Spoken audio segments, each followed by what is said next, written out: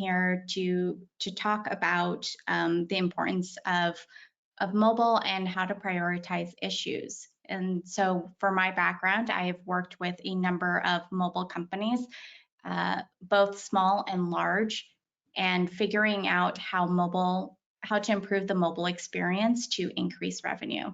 And so this is one aspect that I talk about with our customers, and I'm very excited to talk about it with you guys. So during this webinar, we'll talk about mobile and just the growth that the explosion that we've seen in the recent years, why it's important to have high fidelity information in mobile, and then the benefit of collecting every single session and why it's more of a requirement in mobile than it would be if you were debugging, for example, browser sessions. And then towards the end, what we'll talk about is how to prioritize this issue really based on business impact, not necessarily prioritizing issues where users are just complaining and maybe the squeakiest wheel getting the attention, but really prioritizing based on the number of users that are affected and things that matter to your business. So let's jump into talking about the growth of mobile. So mobile has been growing a lot in the past few years, and one of the things that has very much accelerated the growth of mobile has been COVID.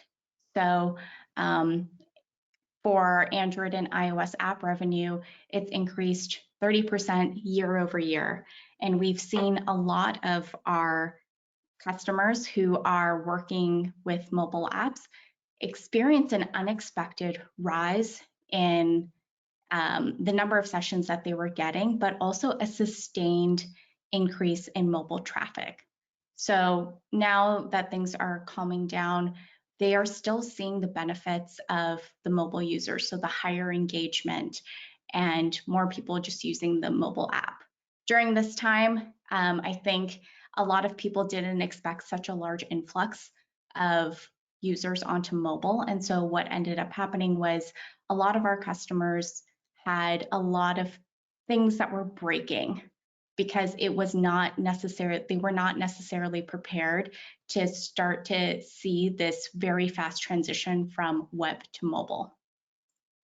Also, just there in general, there's a digital transformation. And according to the McKinsey survey,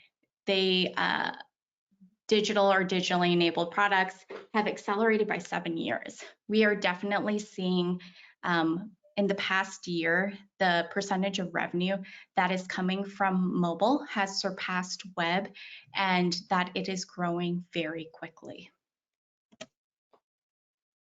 And businesses that, you know, we didn't think were mobile businesses are now turning into mobile businesses. One of the most interesting customers that I think at the beginning did not expect to have a main focus on mobile was in the hospitality space. I personally would use the apps to check my points and my reservations, but it was just something that I would passively look into after a business trip. But now with post-COVID, the app is highly important to these hotels.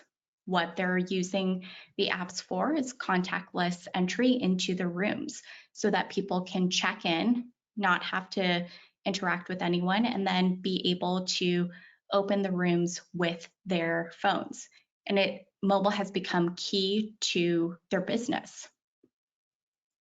We are also seeing this with food delivery, curbside ordering. A lot of people are using those apps much more frequently than they had before. And finance and banking, I'm sure you guys have experienced this, like instead of cashing a check, people are taking photos of it. And so the app is taking care of a lot of actions that typically we used to go in person to do, and it's working seamlessly through the mobile app. So this is just kind of talking about how mobile has been increasing for all of our customers and just the growth and the chaos that has come with more users shifting to mobile. So why businesses require high fidelity mobile data? So high fidelity mobile data, mobile is very different from how you work on a browser. So one thing is that mobile is incredibly difficult. There are so many variables and every device is a unique user. So for people who are Android developers, you guys are very familiar that one Android device will not function the same way as another. You have the added variables of the different OS versions, the added variable of connectivity, the added variable of low power mode, and whether or not a user is using low power mode. And when you start to think about that, all of that compounds, and then it creates millions and millions of different environments that a device could be operating in. And a lot of people, you can't test every single option.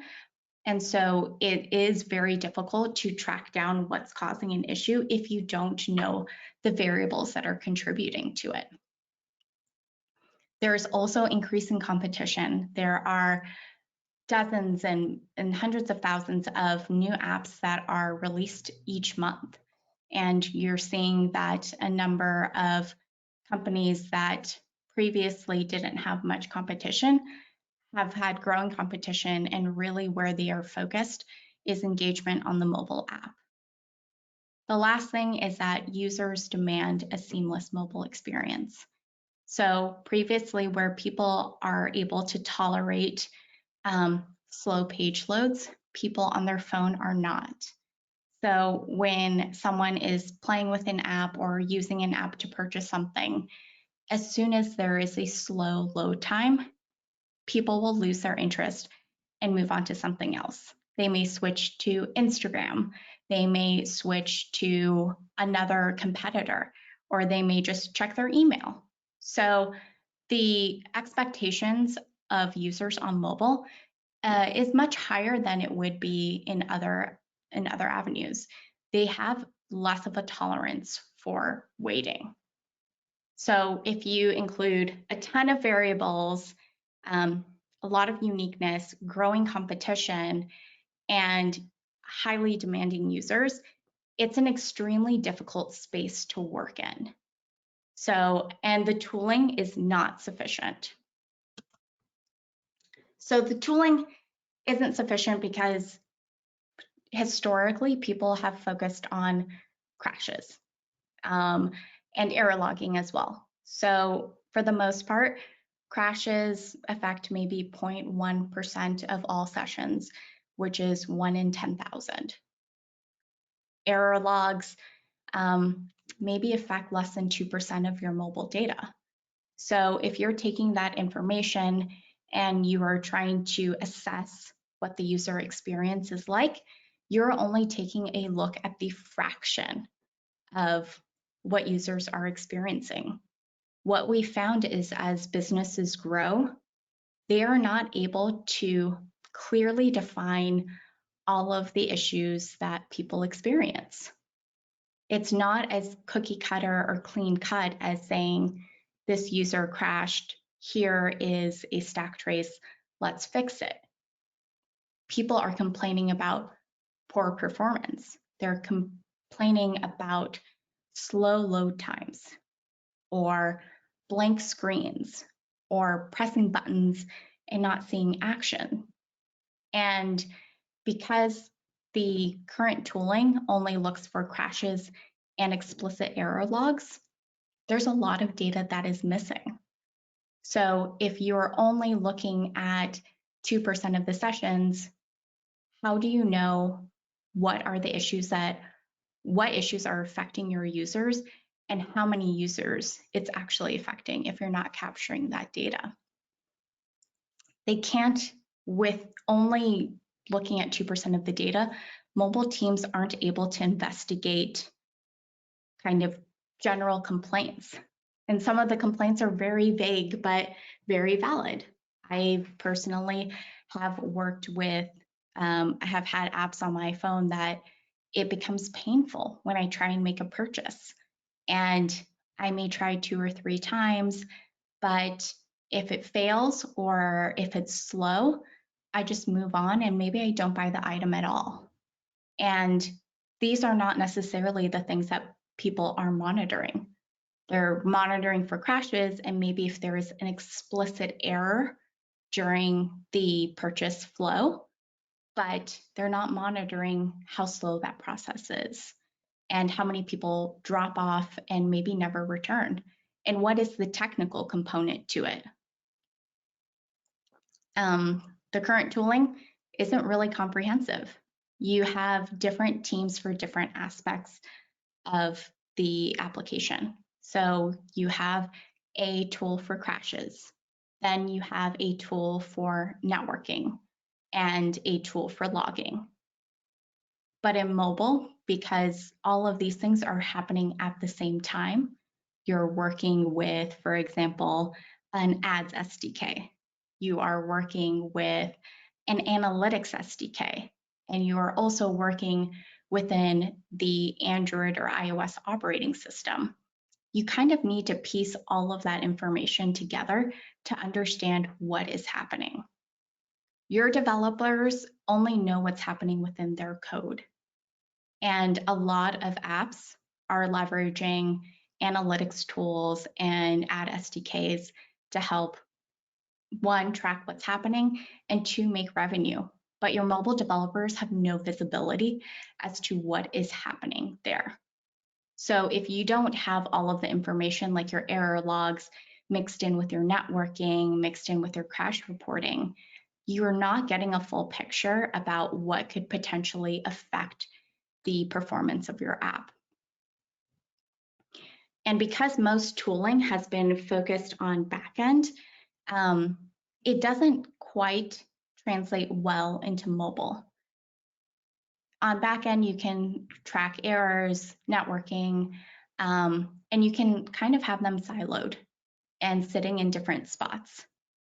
For mobile, because there is a lot of interaction, you want 100% of sessions because you haven't quite figured out what are the situations that will cause a problem because there are so many different variables. So what we've seen is that people will get user complaints, look up the user, and there are no error logs produced and no crashes, but they're unable to make a purchase. And if they knew what could potentially cause this weird situation, they would have logged for it. They would have created an error log to track it. But because they can't, then there's no information. That's why for us, because we are mobile first, it is important for us to collect 100% of sessions. We have helped customers who have had problems with in-app purchases fix them, because sometimes for an unknown reason, network calls aren't being sent. You cannot identify the absence of information without 100% of the information to begin with. And so because of the unpredictable nature of mobile and the interactions across different SDKs and different environments, different tooling and different devices, you kind of have to collect 100% of sessions to be able to figure out what's going wrong.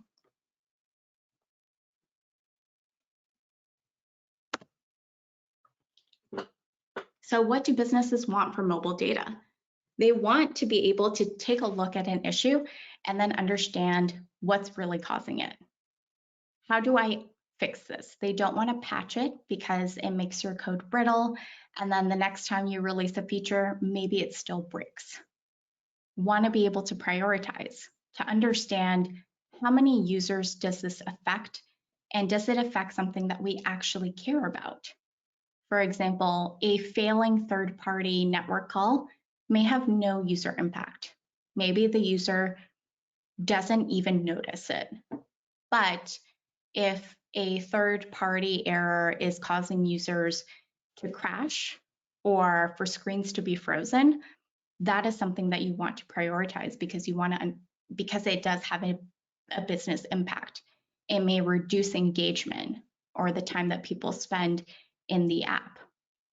And they want to actually use this information to solve what's going wrong and eliminate the guesswork. We all have I've worked with developers that have looked at a crash, not been able to find out the root cause of it, and either left it or they've kind of done a patch fix that will mask the issue, but never truly understand the root cause. And so it could rear its head out later in time if you just don't know what it is, or it could get significantly worse. So here, I'm gonna go into the like why it's important to collect every single session. So let's assume here's your app, Space Mocha, and highly competitive market. This is what you may see for your reviews. Someone is complaining about the app being unstable and it just keeps on crashing.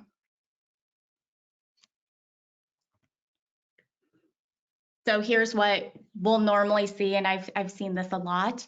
You have someone from the CS team tell them, hey, super sorry, let's get more information from you. And in this case, the user doesn't really know what to tell you. All they can say is, my app keeps on crashing. They have no idea what factors will contribute towards it. So what do your developers do? They'll go into the Google Play console and they'll look at reviews. And surprisingly, there's actually a lot of information. So they get to see for this person what device it was, the app version code, the app version name, the OS, the language. And so with that information, you can actually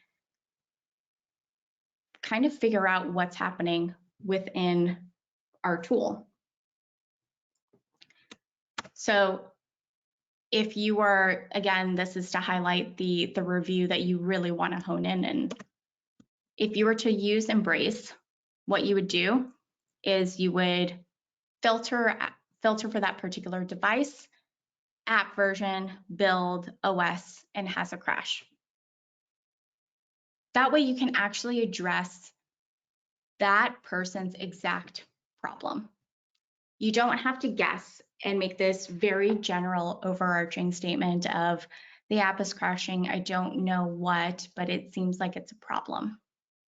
A lot of times developers get that information, or we have product people going through the reviews to use that to gauge the unknown issues that the app is experiencing. It's not great, but sometimes what it does do is that it offers you some information. So with the Embrace platform, what is great is that you can filter based on these sessions, and then you can see what is actually happening.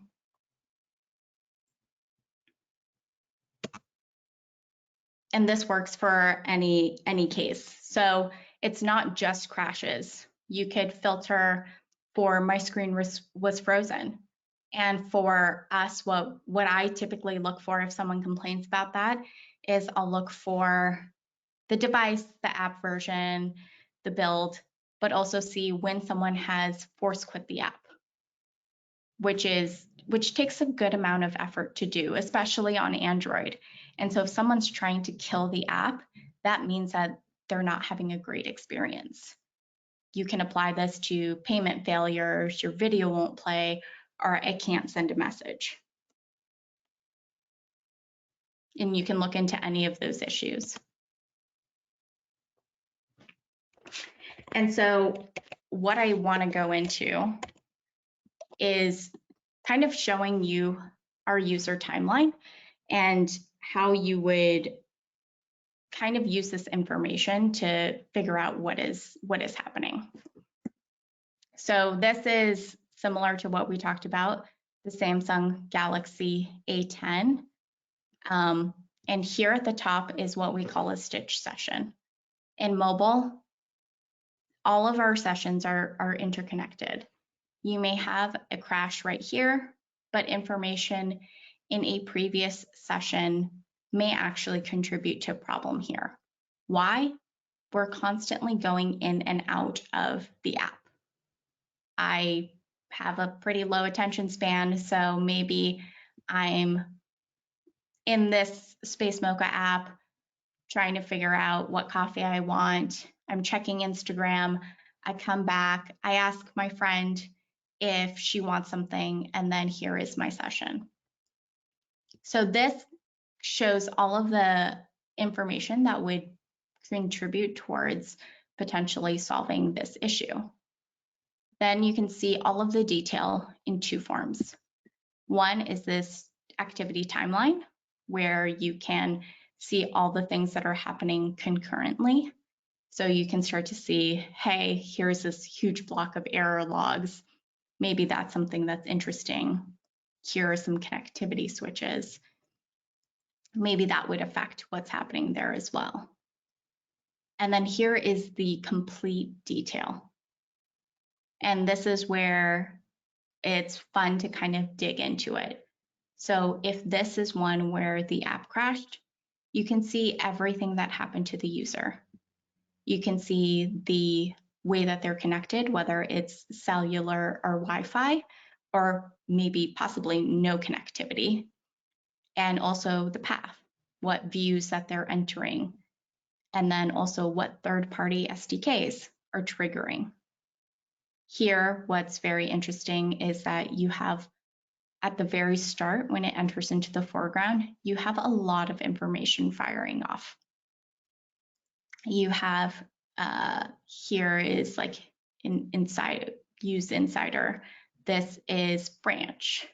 This is their own API call, another CDN call, and apps flyer. There's a lot happening at the very beginning, and then you can start to see, oh, there is a connection error for branch. There are some connection errors with their CDNs. So does that mean that when someone is logging in, that these are blank screens? Maybe where they would expect to be able to tap, maybe this information never loads. And you can scroll down and start to see, okay, some of these are slow. Again, what is the user going through? More connection errors. And here, the application is not responsive. For us, anytime the application is not responsive, we track that information. We want to show you guys because one, it affects your Google Play Store rating. So the more segments of time where your application is not responsive, the lower your ranking is. And two, you want to know what is affecting the user experience. 1 second for your user base, maybe they will tolerate it, but if the application is not responsive, probably for more than 2 seconds, you're at high risk of losing the user. This is where our definition is different from Google. Your Google Play console will show you when the user gets prompted, when the application is not responsive. But for us, what we do is we show you, even if it does recover, maybe the app goes back to normal, this was a frustrating experience, so you may want to look into it. Again, an error where they couldn't connect to the API server, and then you get down to the very end where it ends in a crash. You can start to see what are the calls that are made before it, what is the user path, what are the things that it may have connected to. I actually went into one of our big apps this morning, and I was looking through their crashes and their top crash, and I found that one of their top crashes was something related to a timeout. And the timeout was actually their own API. and it was global settings. And this partner is actually expanding into new markets. And so this is very important to them because when you're expanding into new markets, it's very easy for that data to be drowned out with data from your pre-existing markets. So share that information with them so that they could go into it and resolve it. But a lot of times in other tools, what you will get is this, just a stack trace. You won't get the context and you won't get to see, okay, maybe it's this specific combination of things that caused the crash.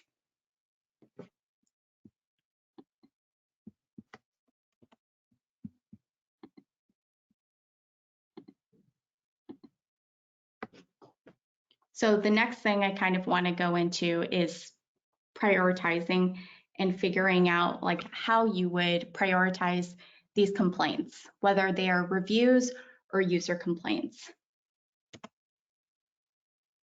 So if you collect 100% of the sessions, like we do, you'll be able to see every user that is affected. What you'll also be able to see is the distribution of every single issue. Tools like Firebase will tell you something like 10% of these issues occur on an iPhone 10. But if 10% of all of your sessions are on an iPhone 10, does it really make a difference? What we do, because we collect every single session, is give you a proper benchmark. So if 10% of all of your crashes are happening on an iPhone 10, but only 1% of all of your sessions happen on an iPhone 10, it points to something wrong with possibly that device. It's more helpful for Android because Android is so highly segmented that, say it is a Redmi device or a Huawei device or something like that, it's something that really may affect your testing. Maybe your QA team will start testing more on Redmi devices if it shows that it is a high correlation with crashing. And once you get to see 100% of sessions for every issue, what you can start to do is really hone in on the root cause, because you'll get to see every single example of this issue happening. You won't just be guessing with a small sample set of information. So I'm going to go back to the timeline that we talked about, that I talked about, and then show you how you can kind of see the impact. So going into this issue, you can see if I hover over this crash, you can see this See Impact button. And where it will take you is a summary page for that particular issue. And you'll get to see the number of devices that were affected, the percentage of users that were affected, and the number of times it happens. And then here, this is what we talked about with the distribution, whether it's related to a particular device or an OS. And then again, this will help you prioritize. Where I've gone into it with our developers is the first thing that they check is what percentage of users are affected. If it's an insignificant amount, or maybe it affects one device 1,000 times, they may not decide to work on it. They may put it in the backlog and say, it's not worth creating a new release because we have a very strict cadence of once every 2 weeks for a release. And that's perfectly fine. Sometimes they will see that this is a high number, like, you know, maybe it's uncomfortable for them to see 0.21% of users being affected by it, but maybe it affects an OS that they have explicitly decided not to support. That also can deprioritize an issue. Or it affects a device that they don't necessarily feel like they typically would want to support anyways as well. So this gives people the information that they need in order to prioritize whether or not the team will work on it. We have We typically have product people who are trying to assess the impact, CS people. Sometimes it goes back to the engineers. You need the data to effectively push back and prioritize instead of just anecdotes. And I think that has been what has affected a lot of engineers is they have been fixing problems just based on anecdotal stories. But really what they want to know is how many users does this affect? One of the big changes also that we're seeing is that the percentage of users that crashes affect pretty tiny. Where you start to see breadth and of issues affecting large groups of people, it's performance. And so what we can also show you guys is, hey, this person complained of a slow startup. Let's see how many people are affected.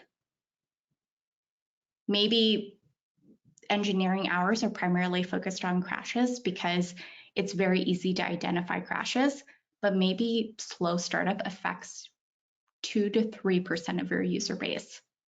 And that's actually pretty common. And so in that case, maybe your resources are better allocated towards identifying what API calls are potentially slowing down your startup, or what third-party SDKs are blocking certain calls in your startup experience, or how do I take out things that are unnecessary during startup to improve that experience.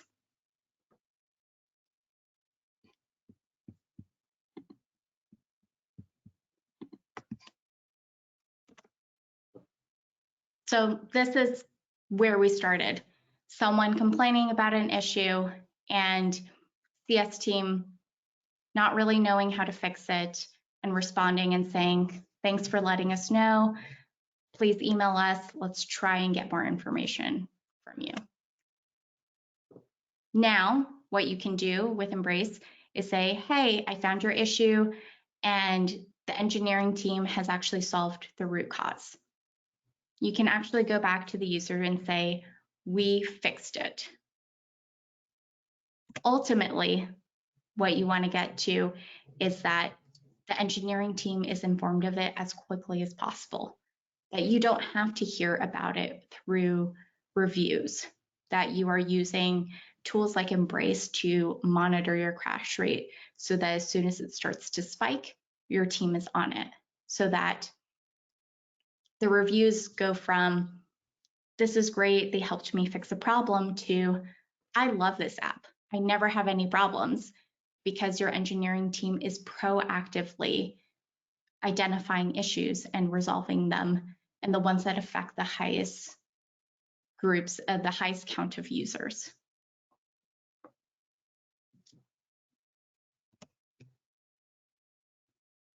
So in summary, mobile is very important to businesses, and we're seeing a big shift. We're seeing a huge shift moving from web to mobile because of the engagement, because of COVID, and just it has been sustained. Mobile requires high fidelity information because there are so many different variables in terms of things that can affect the user experience. There are so many more variables than there would be in your browser. Like, you walking 10 feet away can drop your connection from, a lot of bars of service to no service whatsoever.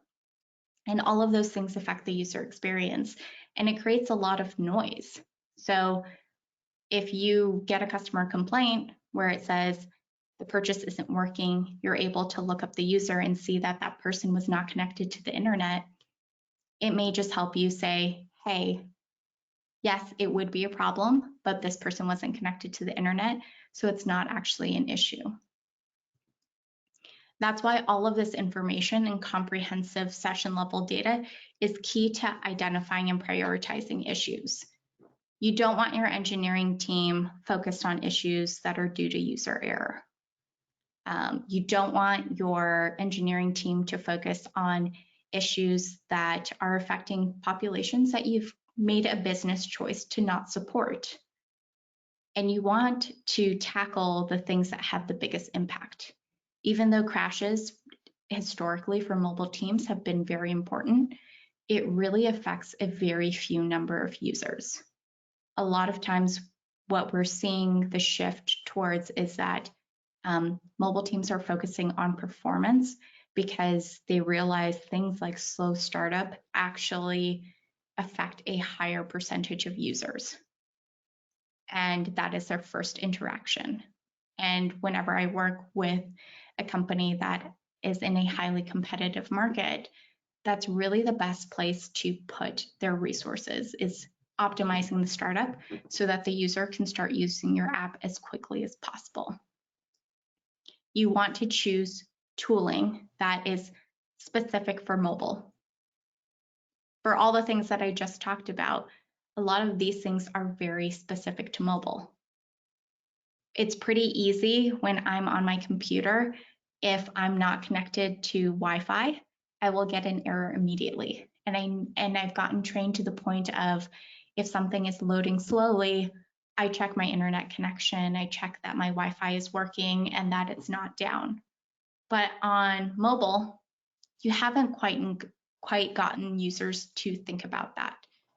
What they immediately point to is, this app is broken. This is why I'm having a bad experience. And because of that, what you want to do is focus on tooling that is specific for mobile, because that experience is very unique. Again, there are a ton of variables, and people have been using extremely generic terms to express their experiences. And so instead of using tools that were focused for backend, choose tooling that is specific for mobile, so that it gives you all of the information you need to identify the root cause and to help prioritize.